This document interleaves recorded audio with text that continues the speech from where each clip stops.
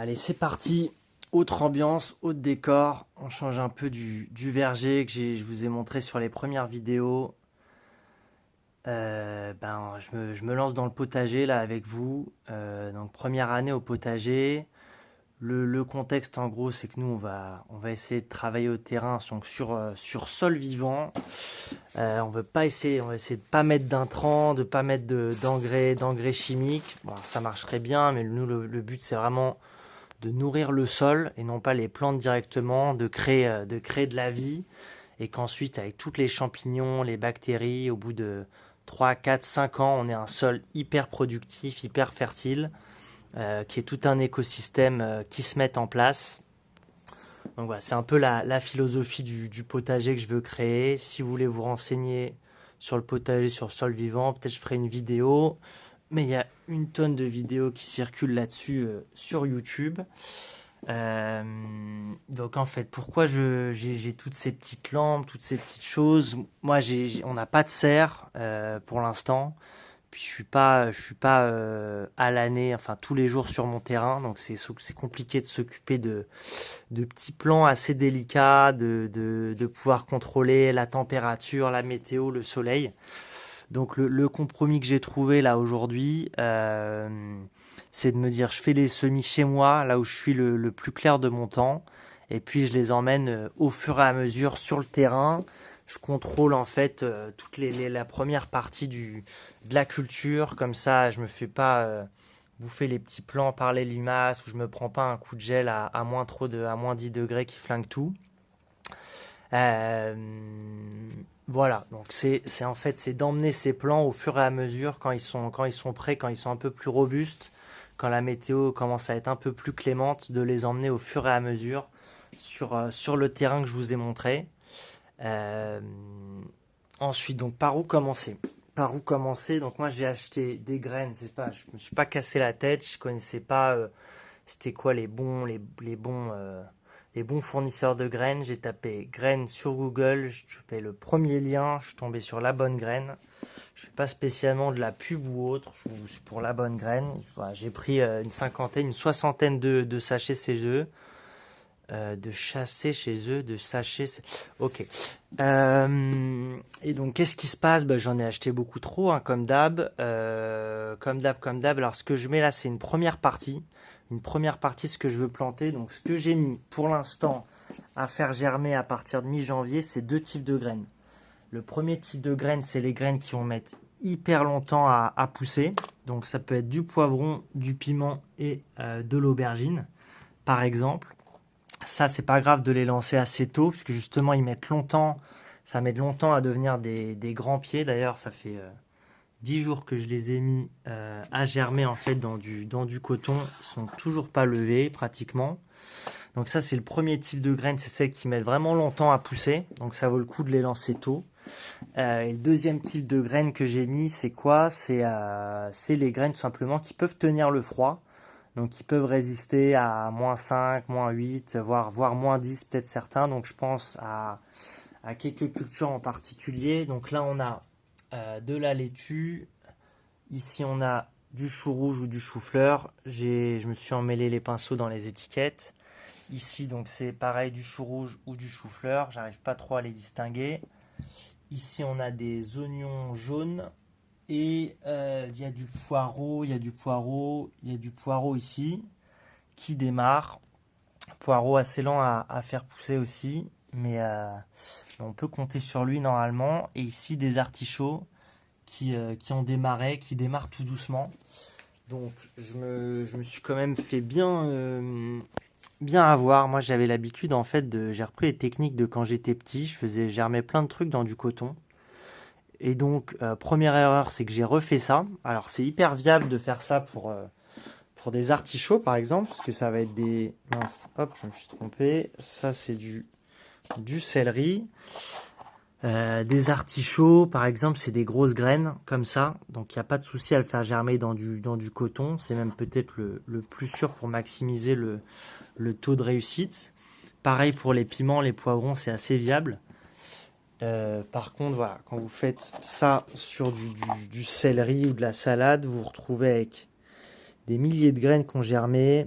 Vous devez tout repiquer sans les casser, sans les... Voilà, si j'avais su. Donc la première connerie que j'ai fait, c'est de pas avoir mis les toutes petites graines directement en godet. Maintenant, je me suis retapé un repiquage de salade, de laitue, d'oignons, du coton vers des godets. Et alors la deuxième connerie, celle-là, elle est encore plus belle. C'est que moi, je me suis dit, oui, bah, de toute façon, ça coûtait pas en soi. Alors, autant, on va dire, il y a certaines graines, ils vous filent 10 graines par sachet. Franchement, les aubergines bio ou les poivrons, là, c'était franchement presque une arnaque hein, au prix que ça coûte. 10 graines à 2,50 €, c'était franchement pas ouf. Autant sur par exemple des oignons ou de la laitue, tout l'inverse. Il vous file 1500 graines dans le sachet à 2 euros.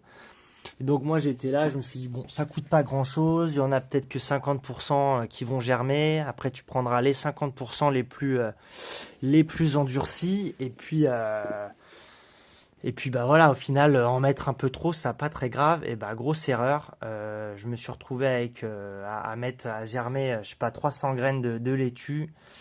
Donc ça c'est de la laitue. Je ferai un petit tour des variétés après. De la laitue Goth jaune d'or. Je sais pas trop ce que ça vaut. Sur la photo ça avait l'air sympa. Et donc sur mes 400 graines de laitue, bah super, j'en ai eu 380 qui ont germé. Donc je savais pas trop quoi en foutre au début. Donc chaque godet là il y avait pratiquement 25 ou 30 graines qui avaient pris. Euh, voilà, je pouvais pas multiplier par 15 mes zones de culture. J'allais me retrouver à parsemer mon petit appartement de graines. J'avais pas la capacité non plus d'acheter toutes ces lampes. Je vous parle des lampes dans 2 minutes. Mais donc, bah, la belle connerie, hein, franchement, mettez pas tellement de graines à germer. Fait penser vraiment qu'il y en a 90% qui vont germer et sûrement encore 90% parmi ces 90% qui seront viables hein, finalement. Donc je me suis retrouvé, c'était un crève-cœur hier soir, j'ai fait une session de repiquage où du coup j'ai fini par démultiplier ma surface de culture par 10. Enfin non, pas par 10 mais par 3. J'ai dû en jeter peut-être 30 ou 40% des graines. Évidemment j'ai jeté celles qui avaient l'air le plus maigrichonnes, hein, les plus faiblardes, celles qui avaient le moins bien pris. Euh, mais je me retrouve encore avec beaucoup trop de laitue. Alors pour l'instant, elle se marche pas dessus, puisque j'en ai mis que 4 ou 5 par godet. Mais j'imagine que dans une semaine ou 2 semaines ou 3 semaines, je vais me retrouver dans un sacré merdier. Je vais devoir repasser en repiquage. Et vous voyez, ma surface de lampe, bah, elle est. Ça y est, quoi. Hein, je suis arrivé au bout, quoi. Alors je veux bien racheter 2 ou 3 lampes en plus. Ça coûte pas une fortune. Mais, euh, mais bon, voilà. Je me suis retrouvé à devoir gérer à chaque fois 250 grammes d'oignons, 300 graines de chou rouge qui avaient germé, 250 graines de poireaux qui avaient germé. Pareil pour les choux-fleurs. Donc voilà, faites gaffe. Au final, c'est un peu trompeur. Le sachet il coûte pas très cher. On se dit, oh, ben, je mets un quart du sachet, ça ira. Tu te retrouves avec 10 fois trop. Alors c'est le kiff, hein, au moins ça fonctionne, mais un peu dur pour moi de jeter des plants. C'est pour ça que d'ailleurs, à ne pas vouloir en jeter, voilà, j'ai multiplié mes surfaces de culture. Mais vous voyez, quand là j'ai le céleri qui va arriver, bah, je sais pas trop où je vais le mettre. Je vais devoir m'organiser. Je vais devoir m'organiser. Je vous tiendrai au courant. Donc pour le petit setup, je vous ai dit, moi ces lampes, en fait, j'ai acheté des petites lampes sur Amazon. Bon, la lampe coûte pas une fortune, c'est abordable. Mais quand on finit par démultiplier un petit peu la surface, bah là il y a déjà 6 lampes. J'en ai 2 autres qui arrivent parce que je me suis rendu compte que voilà. Donc bon, c'est déjà un petit billet. Et bon, et surtout, j'espère en achetant ces lampes que c'est des lampes qui vont tenir au moins 5 ou 10 ans. S'il y en a qui commencent à me lâcher dans 2 ans, bah, ça aura vraiment été un mauvais investissement. J'ai mis un petit peu d'aluminium aussi pour réfléchir un peu la lumière. Bon, je ne sais pas si c'est fantastique, mais en tout cas, c'est mieux que rien. C'est sûr que ça aide un petit peu. Voilà, le petit thermomètre là, 23 degrés, c'est pas mal. Hein. En dessous de 18 degrés, il y a vraiment pas mal de graines qui vont avoir plus de mal à lever, notamment, je crois, les aubergines, les poivrons aussi. Enfin, en tout cas, notamment les aubergines. Donc, un petit tour de ce que j'ai planté. Donc la laitue God jaune d'or. Ça, je vous l'ai déjà montré. Ici, on a du, du chou-fleur géant d'automne. Mais comme je me suis peut-être emmêlé les pinceaux, si ça se trouve, c'est en fait du chou calibos. Si ça se trouve, c'est ça, le chou-fleur géant d'automne. Tac, tac, tac. J'espère que je ne fais pas une redite. Donc ça, c'est de l'oignon jaune sénol. Qu'est-ce qu'on a ici? Ah oui, ici, on a des poireaux bio géants d'hiver. J'espère qu'ils seront vraiment géants. J'espère qu'ils seront vraiment géants. Ici, j'ai mis des artichauts. Donc, c'est quoi des artichauts quoi? Artichauts verts de Laon. À chaque fois, les graines sortent pas exactement au même moment. Donc, il y en a qui étaient déjà sortis dans le coton. Il reste celles-là qui n'ont pas vraiment encore démarré. Faut vraiment faire gaffe à l'humidité. Faut pas que ce soit détrempé. Faut juste que ce soit humide. Parce que moi, ça a failli moisir un peu ou pourrir dans. Ça a failli pourrir en fait, tout simplement. Donc j'ai dû changer le coton, comme ça j'ai enlevé le moisi d'avant.